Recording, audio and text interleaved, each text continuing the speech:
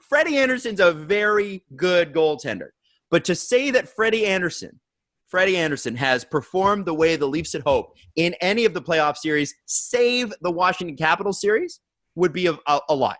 You know, there was games against Boston. You can't give up 6 goals 2 games in a row and hope to win a series against Boston. And they still managed to. Close. Yeah, when we but then there was like 6 goals, and then 7 goals in Game 7. How long was Frederik Andersen in net when we went down to Boston to see the playoff game? Like a period? Yeah. Oh, like 5 seconds. He was terrible. He would last 10. That's not acceptable. No, it's not. I know. You got to play a game. You can have one game. I saw that stat and I just wanted to be a dick. Like, yeah. Okay. Yeah. Okay. Yeah. Listen, I think who they're playing sort of matters, and that's what's killing me about like some of the you know, there are huge Freddie Andersen detractors. There are huge Freddie Andersen supporters. I tend to go up the middle. He's very good. You will get to the playoffs with Freddie Andersen. That's why I'm hesitant to get rid of him. However, he looked good in Colorado. Yeah, stop it. Another trade with the Avalanche that the Leafs don't succeed on, I'll be very upset. We get Kadri back. I think, yeah, maybe. Hey, listen, I'll take it. I look at it and I go, you know, it doesn't with the Freddie Andersen situation, and I know we're breaking off from the Vegas series. We'll get back to it. It's a topic. It does seem like maybe both sides are a little tired of each other. Does it not feel like there's a change in the air? I don't know why. It just feels like both sides are kind of like, we're frustrated. Here's my understanding is, we ranted about Mike Babcock not giving Frederik Andersen adequate rest. Yep. And a lot of that was Freddie. And it's not like Babcock was like, oh, we got to rest this guy. He wanted to ride the pony too. But Freddie wanted to play like 60 games. There was back-to-back games this year against the Avs and the Flyers where they lost one, and he said, no, screw that, I want the net back. And they gave it to them the next game, and they lost that one too. Not that they would have won. Well, Hutch is going to go in. Come on. So I think, there is some atrophy there. But, and this sort of came out with that Steve Simmons thing today. I don't know if we're going to talk about that, but there's no reason to trade Freddie for the sake of it, in the same way that there was no reason to trade Tyson Barrie for the sake of it. The Leafs have Freddie for another season. He makes $5 million. It's not breaking the bank for a starter of his quality. No. So we got so much time to debate Freddie Andersen. I don't know when hockey's coming back, and we got time for that. We got time. Yeah, and you know what? Let me just say this. As long as it's not a friggin' is he going to Switzerland conversation, I think we're okay. Oh, by the way, having this a lot. You never know. It could be bad. Apparently his agent's Claude Lemieux. I didn't know that. Well, just don't turn your back on him in negotiations. You know what I'm saying? Hey! I get it, because he was a predatory player. No, I think the thing I want to quickly say on the Leafs is, for anybody that missed it, Steve Simmons hinted at an article that Kyle Dubas is getting a reputation. A reputation. Guys. Do you hear how older writers talk about him? Okay, can I just finish this quickly? No! And then no, yes. Here's another point. For anybody that's not in market, there are a lot of people listening to this who are not Torontonians. So, like a lot. Like mostly yeah, but they're orbiting around it. So, Steve Simmons suggested that basically Kyle Dubas is getting a reputation for asking too high a price for his players. Like, how dare he get a first-round pick for Kasperi Kapanen? What a dick, said every other general manager that didn't get Kasperi Kapanen that wanted him. And that was what was suggested in the article this morning, which, again, listen, and Rachel Dory pointed it out on Twitter. Mark Hunter was Steve Simmons' guy. He's put a billion hit pieces on Kyle Dubas. Most of the time it's unfair. Listen, Kyle deserves some criticism, for sure. And we've criticized him at length. However, asking too much for your players and getting it is the kind of GM I want. Like, you can't get what you're asking for if you have no leverage, right? Yeah.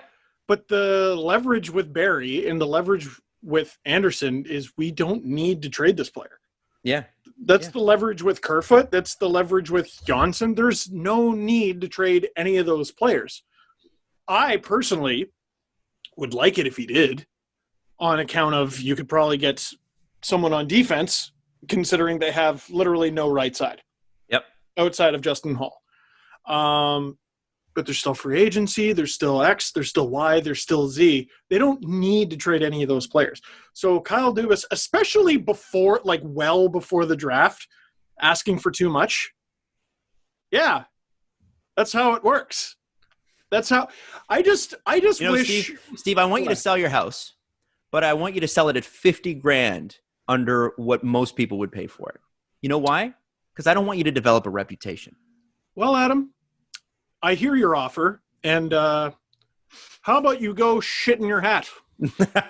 That's right. Like, isn't that what and what I found funny. So people always, they're dying to leak this stuff to Steve Simmons, and they're dying to, different league execs and scouts leak this stuff to Simmons and some other more senior writers out there. And then they wonder why Kyle Dubas doesn't call them when he has a wicked offer on the table from Jim Rutherford. You're assholes to this guy. Like, I know he's not part of your little friend group. Like, he's not in your WhatsApp chat or whatever. Maybe most of the other GMs are. Kyle Dubas is the GM of the Toronto Maple Leafs. And if you want to make deals with him, maybe stop being such a dick to the guy. I don't think you need to worry about that as a journalist. It's not not really as a journalist. Not as a journalist. Oh, you mean like GMs? Steve can write whatever he wants about. So you mean GMs? You mean GMs? I'm talking about GMs. No. Yeah. Steve is just writing what he's being fed. Mm-hmm. So another GM. Yeah, another GM. Oh, why didn't he call me? Because you're a dick. Why didn't you call him if you wanted the player? What are you waiting for? I don't understand this. Like, why are people upset about a playoff trade? I don't understand. It's legal. You're allowed to do it. Why wouldn't you take advantage? One of the 8 teams remaining in the playoffs was mad. At least one of the 8 teams remaining in the playoffs was mad. Dubas didn't call them. Like, what were you on the ice? Like, what? Oh, my team's in the middle of the play. You weren't on the ice. You weren't on the ice. If you're one of the 8 teams remaining, you can't give them a first round pick like the Penguins can. I wanted to show you my adorable son. That's okay. All. Listen, that's what I mean. You can't see that, Steve. Yeah, half the audience cannot see that. You could not see. Steve held up a picture of Leo, just so you know. He's adorable. But the thing is that, like, if you are a playoff team still, if you're one of the 8 teams remaining when that trade goes through, you couldn't offer them, unless you offered a really good prospect, could not offer them a better first round pick than the Penguins could. And you also can't offer anybody off your roster because they're all on the ice. Yes. So you're kind of limited here. Yeah. And you know what? Boo fucking who? You're in the second round. The Leafs aren't. Like, really? What are you complaining about? You're in the second round. Yeah, I don't know. I don't get it. Listen, Simmons doesn't like Dubas. That is obvious to everybody. And what we saw from the end of season press conference is the feeling is extraordinarily mutual. They don't like each other. What I have a problem with is other league executives whining that he didn't call them when it seems pretty obvious, like he knows you don't like him. Well, if Brian Burke... sorry, go ahead, Jesse. If we asked Steve Simmons that question, what do you think he'd say? If we said, hey, do you have an issue with Kyle Dubas? I think he would never... He'd say no. Yeah. He'd say I have an issue with the way he runs the team or the players he gets or the way he manages probably. Steve always claims that it's not personal. And I don't know that it is. I think he's just, I wouldn't think it's personal. Like, having met Steve, I didn't get Steve Dangle. I didn't get the sense that Steve Simmons was a particularly vengeful guy. I just think he doesn't like what he doesn't like. And he's snarky. Yeah. You have to understand our complicated relationship with Steve. He was extremely kind to us, but we just disagree with him on a lot of things. Everything. But like, literally everything. One of the things he said though on our show is because Kyle Dubas had not Kyle Dubas. It was Nonis back then. I think it would have been Dave Nonis hired Sheldon Keefe. Yep. To be head coach of the Marlies, and he back then, this was 2013 or 14, was like, I have no time for him. Yeah. And now all of a sudden, it's this guy who Steve thinks is 23 and Sheldon Keefe running the show. Like, yeah, he very clearly doesn't like what's going on. but he would tell you it's maybe on principle and not personal. But also, I'm just saying I'm skeptical of that. and I've said this from the beginning. The Leafs could win the Stanley Cup, and the next day Steve Simmons will post an article about why they won't win it again. Why? Because people will read it.